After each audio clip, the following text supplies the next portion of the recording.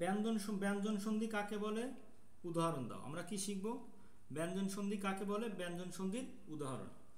আচ্ছা, স্বরধ্বনি বা বর্ণের সঙ্গে ব্যঞ্জন ধ্বনি বা বর্ণের মিলনকেই সন্ধি বলে।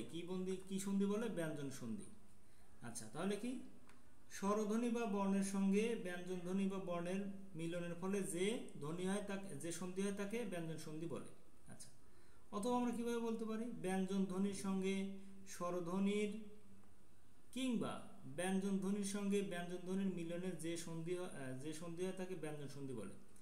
তাহলে আমরা সহজ ভাষায় কি বলবো?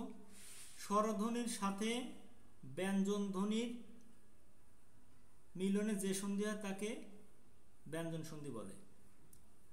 স্বরধ্বনির বা স্বরবর্ণের সঙ্গে ব্যঞ্জন ধ্বনি বা ব্যঞ্জন বর্ণের মিলনের ফলে যে সন্ধি হয় তাকে ব্যঞ্জন সন্ধি বলে। ব্যঞ্জন সন্ধির উদাহরণ আমরা কয়টা কি কি জানি? আ যোগ ছন্ন আচ্ছন্ন, প্রতি যোগ ছবি প্রতিচ্ছবি, কথা যোগ ছলে কথাচ্ছলে।